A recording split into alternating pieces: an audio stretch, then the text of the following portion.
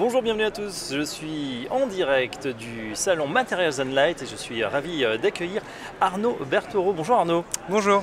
Vous êtes un des deux fondateurs du studio Brillant Berthereau. Brillant, c'est pour votre collègue Joran Brillant. Joran Brillant. Joran Brillant. On m'a dit en préparant cette émission, tu vas voir, c'est un peu différent des architectes parce qu'ils sont designers de formation, ils sortent plus facilement des clous. Est-ce que vous êtes d'accord avec cette définition ? Alors je ne sais pas si on sort plus facilement des clous, mais ce qui est sûr, c'est que oui, tous les deux, on a une formation avec Joran de designer et qu'on aime bien l'appliquer dans tous nos projets, à savoir rentrer dans la technique, dans le lieu, dans des dessins assez pointus et que ça nous permet dans notre pratique, dans notre agence, de travailler à la fois sur l'objet, à la fois sur l'espace et parfois de relier les deux quand on travaille sur des projets d'architecture publique comme designer dans les équipes. Elle a une approche holistique, on va le voir dans quelques instants avec un exemple. Mais tout d'abord, justement, présentez-nous votre agence. Vous l'avez fondée à Paris il y a 8 ans. Oui, c'est ça, c'était il y a 8 ans. Donc, la collaboration est née donc, de la rencontre de Joran et de moi-même. Et puis au fur et à mesure, on a commencé à avoir un peu plus de projets. Et puis maintenant, on est une agence de 5 personnes basée à Paris, avec au sein de l'agence un représentant pour chacun de nos pôles, si on peut dire, à notre échelle. Un graphiste, un archi, qui fait de l'architecture d'intérieur, et puis un designer. Et c'est un peu la nature de notre agence, c'est d'être multidisciplinaire et que toutes ces disciplines travaillent entre elles, qu'elles communiquent. Et voilà. Multidisciplinaire, ça veut dire que vous pouvez répondre à plusieurs projets, plusieurs appels d'offres. Ça veut dire à la fois qu'on peut répondre à plusieurs types de projets, mais ça veut aussi dire que dans les projets auxquels on répond, on peut répondre de différentes façons et justement de manière assez globale, puisque par exemple sur le sujet qui va nous intéresser après, tout le monde a travaillé dessus, à la fois un designer, un architecte et puis un graphiste pour faire tout ce qui était identité. Allez, on rentre justement dans le vif du sujet, on va s'intéresser justement à ce beau projet au cœur de Paris, une librairie. Bah oui, à l'ère du digital où on a l'impression que plus personne ne lit, eh bien il y a deux fondatrices qui ont eu l'idée de créer ici librairie. Je crois que c'est pas loin des grands boulevards. Ouais. Racontez-nous le projet et votre rencontre justement avec ces porteuses de projets. Comme vous le disiez, c'est deux fondatrices qui travaillaient avant pour des grosses maisons. Donc elles avaient le bagage pour supporter un projet aussi gros que celui-là et leur envie c'était de sortir de cette vision de la grosse distribution pour avoir leur propre librairie. Il se trouve que le lieu fait que c'est la plus grosse librairie indépendante de Paris. Et le défi qui était à relever, et ce pourquoi elles sont venues nous voir, elles nous ont dit on veut quelque chose qui ne soit pas qu'une librairie, qui soit aussi un espace domestique, un espace de vie. Et voilà, c'était le premier brief, le point dur du brief, c'était celui-là. La librairie comme espace de vie avec un beau terrain de jeu puisque vous héritez d'un espace de 500 mètres carrés. C'est ça. Bien sûr, toujours un budget limité et contraint, ça c'est évident. Quels étaient justement les prérequis? Qu'est-ce qu'on vous a demandé à ce moment-là?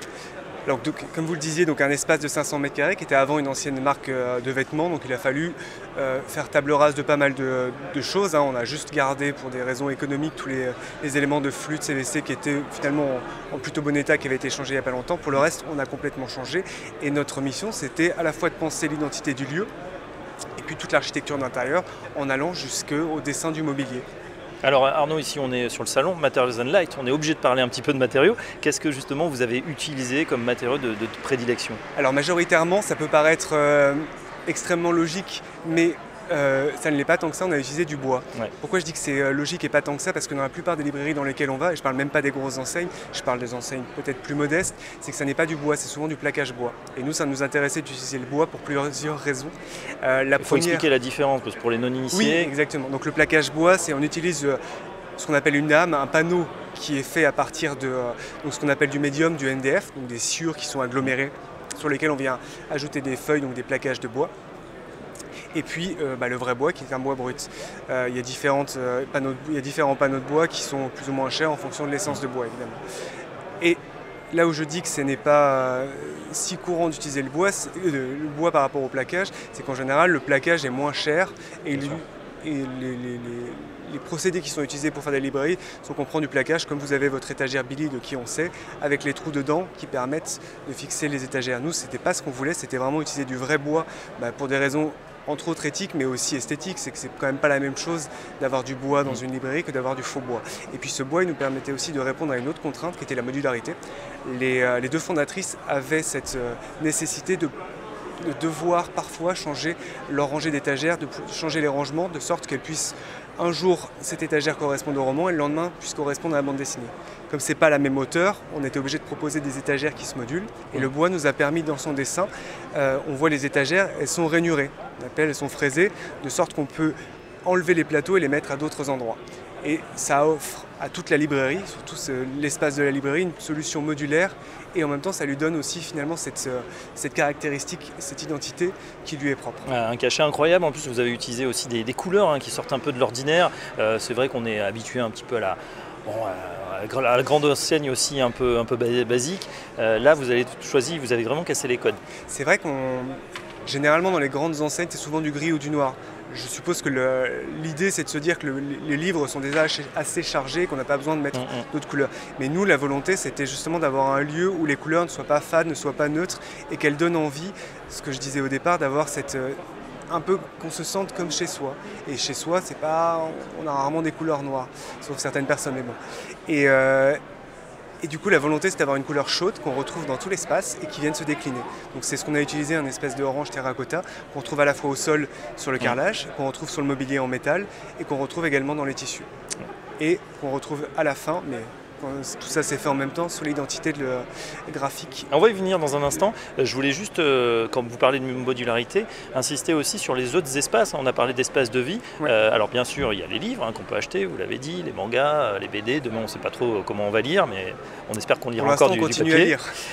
Il y a aussi la volonté des fondatrices de créer de l'événement, d'accueillir du public. Et à ce moment-là, vous avez réfléchi à justement comment on peut faire avec un système de gradins. Tout à fait. Alors il y a ce système de gradins qui permet effectivement, comme vous l'expliquez, de créer de l'événement. L'idée, c'est qu'elle voulait que le lieu vive. Donc, il y a 2 étages.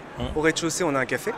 Donc déjà, j'en ai pas parlé, mais c'est vrai que c'est une notion importante d'avoir quand on rentre dans une librairie, déjà les odeurs et puis la vision, parce que quand on rentre, on voit complètement les banquettes et puis au loin ce comptoir. Là on sait déjà qu'on va passer un petit moment, c'est sûr. En général, c'est ça met quand même dans des bons, dans un bon esprit. Et au sous-sol, il y a donc cet espace gradin qui permet d'accueillir des gens.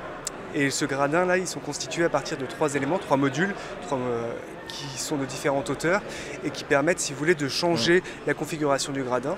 On peut l'avoir dans un sens et puis on peut l'avoir dans l'autre. Quand elles reçoivent du monde, elles le mettent dans cette configuration-là, mais elles peuvent totalement éclater ces gradins pour en faire des grandes tables si elles veulent faire des workshops avec des enfants. Et il y a également un espace d'ailleurs enfant qui est représenté entre 2 étagères, comme entre parenthèses, avec à l'intérieur des coussins, qui permet aux enfants d'être complètement lâchés à l'intérieur sans qu'ils risquent rien, qu'ils peuvent s'amuser avec les coussins. On est toujours sur du bois du coup, vous avez utilisé d'autres matériaux? Alors les gradins sont en métal pour des raisons pour le coup de pérennité et c'était plus facile pour les formes qu'on voulait véhiculer, mais pour le reste tout est en bois. Voilà, vous utilisez aussi beaucoup de tôle ondulée sur d'autres projets. La tôle ondulée, de la tôle perforée. La tôle perforée c'était important pour nous et on l'utilise régulièrement parce qu'il y a toujours ce côté graphique, ce qu'on appelle le moirage. C'est-à-dire les 2 feuilles de tôle ondulée, quand on les regarde, on a l'impression qu'il se passe quelque chose, finalement ça n'est jamais statique. Et ça on l'aime bien, on l'utilise souvent pour par exemple les luminaires, tout est sur mesure. On a utilisé de la tôle perforée parce que ça apporte une légèreté et un moirage qui nous plaît en général dans les projets. Est-ce qu'il y avait une contrainte aussi, une dimension écologique voulue par les fondatrices? Il y avait une dimension pas forcément écologique, mais en tout cas raisonnée. Et nous, c'est comme ça qu'on aime travailler, c'est se dire, et c'est pour ça aussi qu'on utilise du bois, c'est qu'on sait qu'on utilise du bois qui vient de forêt, qui est un minimum raisonné, et que les matériaux qu'on va utiliser pour le reste sont le moins polluants possible. Il n'y a pas de plastique dans cet espace-là, ce sont que des matériaux bruts, et ça c'est important pour nous d'avoir cette démarche-là. Ouais, et ça va bien du coup avec les livres, ici librairie à découvrir d'urgence pour évidemment les Parisiens ou ceux qui sont de passage. Une dernière question, on a parlé de votre atelier ou de votre studio à Paris, mais vous avez créé récemment un atelier West is the best. Parlez-nous de ce projet, cette fenêtre d'évasion. Alors ça c'est une volonté qu'on avait avec Joran depuis un certain temps qui nous courait dans la tête. On avait besoin de se rapprocher de la nature, du sport et de pouvoir de s'inspirer autrement. À Paris, évidemment, il se trouve plein de choses. Il y a la clientèle, il y a les expositions, enfin, ça grouille, mais on avait envie d'avoir quelque chose d'autre. Et là, donc on a acheté il y a 2 ans un hangar au bord de la mer sur la côte sauvage de Quiberon, un espace qui est un ancien hangar de maçons, donc qu'on a été obligé, pareil, de complètement revoir, rénover, et qu'on a ouvert juste à la sortie du confinement, et qui est vraiment un espace qui est signé par le studio, donc c'est quelque chose qui nous ressemble. C'est un dessin vraiment qu'on a voulu ouvert un maximum, mais qui finalement parle aussi de frugalité des matériaux. On parlait tout à l'heure d'être raisonné, et là, dans cet espace, on l'est un maximum. Et cet espace va nous servir de deuxième agence, comme une respiration, pour Joran et moi-même, mais également pour les employés qui, s'ils le souhaitent, peuvent aller Une respiration, c'est important pour l'inspiration? Ouais, complètement. Effectivement,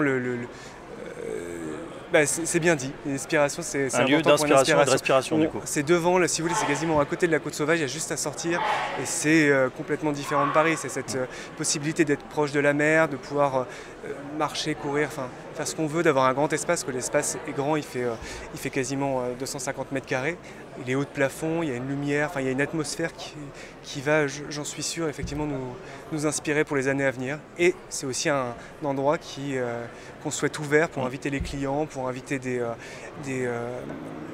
professions artistiques locales aussi à pouvoir en profiter. Et voilà un lieu inspirationnel, et ça, je pense que ça fera écho en tout cas à beaucoup de gens qui nous regardent après cette période un peu difficile où on était un peu enfermés pendant quelques jours. Merci beaucoup Arnaud Berthereau. Je rappelle que donc, vous êtes un des 2 fondateurs du studio Brillant Berthereau, et bien sûr vos créations et toutes les autres à voir et à découvrir sur votre site internet. Merci et à très bientôt sur notre plateau. Merci à vous.